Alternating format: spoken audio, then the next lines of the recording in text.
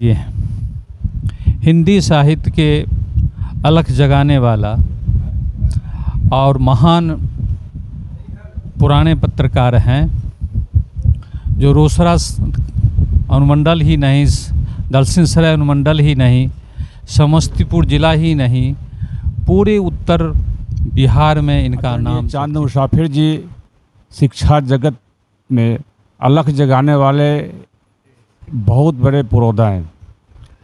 इनके कारण शिक्षा के क्षेत्र में बहुत सारे लोग आए हैं और जुड़े हैं, और सबसे बड़ी बात है कि ये बहुत बड़े पत्रकार भी हैं। शिक्षा क्षेत्र में बहुत दिनों से कार्य कर रहे हैं, काफ़ी लंबा अनुभव है। और उससे भी और बड़ी बात है कि शिक्षकों को प्रत्येक वर्ष यानी 1972 से सम्मानित करते आ रहे हैं, ताकि शिक्षकों का उत्साहवर्धन हो। कॉलेज का प्रिंसिपल रहा हूँ, और उस कॉलेज में आज भी आप उस चारों कॉलेज में जाइए और पूछिए कि इस कॉलेज में इतना अनुशासन और इतनी अच्छी पढ़ाई और बिल्डिंग में सफाई और ये गार्डन है, ये किसकी देन है? सब आपको चांद मुसाफिर का नाम है। भट्ठा को अपना समझते हैं हमारे चांद मुसाफिर जी, तो भट्ठा भी उन्हीं का है, किसी दूसरे का नहीं है। यदि भट्ठा को इस प्रकार से दूर रखेंगे तो फिर भट्ठा का विकास नहीं होगा। मैं समझता हूं कि भट्ठा को अभी तक इस प्रकार का अवसर क्यों नहीं दिया। नमस्ते, मेरा नाम राजा है और आप देख रहे हैं रोसड़ा जंक्शन। अभी हम रोसड़ा में मौजूद हैं और ये प्रभात तारा भी इंग्लिश स्कूल है, और हमारे पीछे काफ़ी सम्मानित लोग बैठे हुए हैं।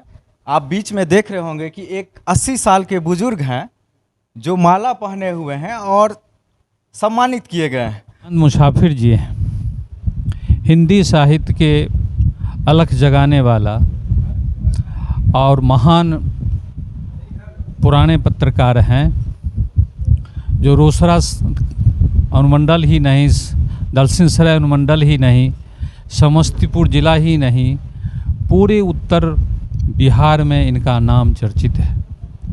ख़ास करके जब से हम को इनसे परिचय हुआ, बहुत इनसे हम प्रेरणा लिया, और हिंदी साहित्य को इन्होंने जो समाज में जो दिया जला रहे हैं, ज्ञान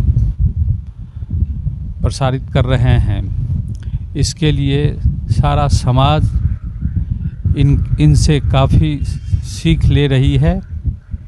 और चाहे वो सामाजिक स्तर में हो या प्रशासनिक स्तर में हो, हर चीज़ में इनका बढ़ चढ़ के योगदान रहता है। काफ़ी ये चर्चित व्यक्ति हैं, काफ़ी सम्मानित व्यक्ति हैं, और उसी संदर्भ में एक अभिव्यक्ति संस्था के ये संस्थापक भी हैं। और प्रत्येक साल ये पूरे ज़िला और दूसरे ज़िला में भी जो शिक्षक, खास करके शिक्षा जगत में जो शिक्षक अपने काम, अपने कर्तव्य, अपने दायित्व का निर्वहन पवित्रता से, कुशलता से बच्चों के बीच में वो ज्ञान का प्रसारण करते हैं, ऐसे शिक्षित शिक्षकों को ये चुन चुन के और समाज के आगे पंक्ति में लाकर और उसे सम्मानित करते हैं, और इस तरह यह शिक्षा को आगे बढ़ाने का काम करते हैं। उसी संदर्भ में आज इस विद्यालय में भी शिक्षक सम्मान समारोह इन्हीं के सानिध्य में आयोजन किया गया, जिसमें बहुत सारे इस क्षेत्र के प्रबुद्ध शिक्षक लोग आए, जिन्हें ये सम्मान किए। उसी कार्यक्रम में आज हम लोग भी उपस्थित हैं।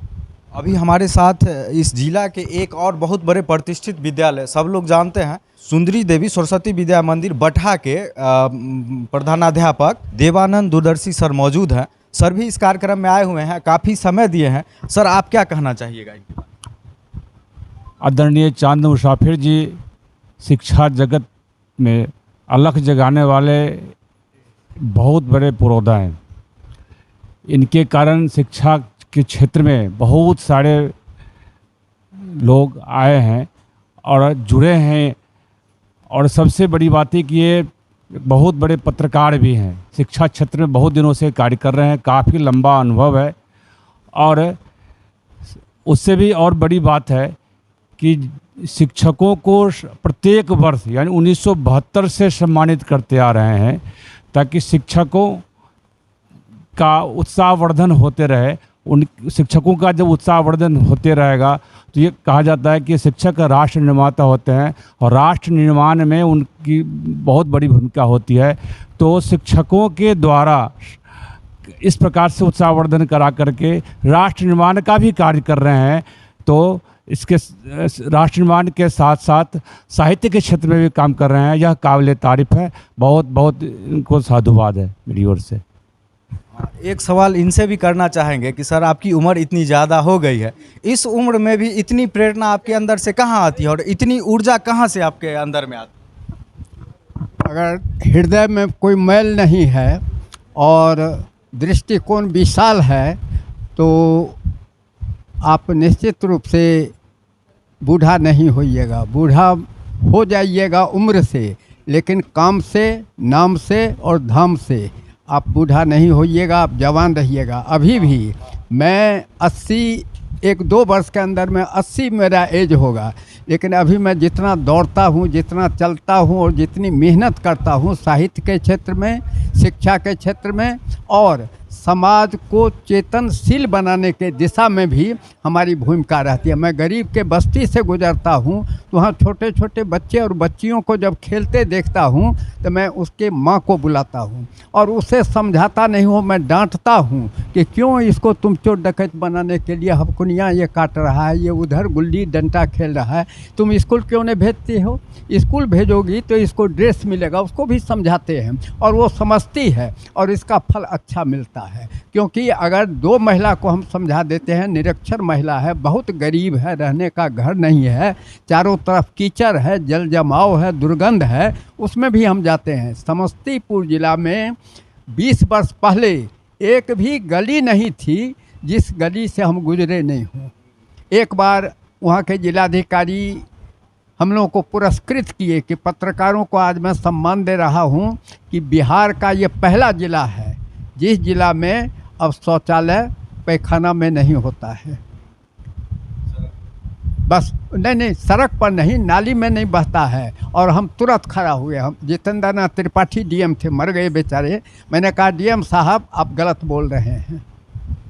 क्या गलत बोल रहे हैं? पूरा माहौल हो गया कि डीएम को डायरेक्टली चैलेंज कर दिए। हमने कहा आपको सम्मान कैसे मिल गया, ये आश्चर्य है। उन्होंने कहा जो सो कहे। हमने कहा आप चलिए मेरे साथ बहादुरपुर मोहल्ला में, हम आपको बतला देते हैं कि नाली में शौचालय बह रहा है कि नहीं बह रहा है, दुर्गंध है कि नहीं है। वो तुरंत नगर पदाधिकारी से पूछे क्यों रे तुम गलत रिपोर्ट दिया, अब वो तो मारो तो खून नहीं। और इतना भयभीत हो गया जो कुछ कहने के लिए नहीं। जिला जनसंपर्क पदाधिकारी हमारे पीछे में आए और चालाकी से कहते हैं सर इस प्रकरण को समाप्त कीजिए, कल अथी जांच करवा देते हैं।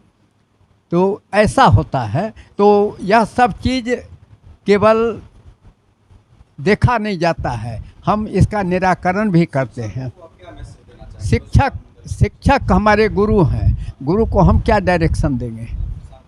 नहीं, मैं 4 कॉलेज का प्रिंसिपल रहा हूँ और उस कॉलेज में आज भी आप उस 4 कॉलेज में जाइए और पूछिए कि इस कॉलेज में इतना अनुशासन और इतनी अच्छी पढ़ाई और बिल्डिंग में सफाई और ये गार्डन है, ये किसकी देन है? सब आपको चांद मुसाफिर का नाम कहेगा।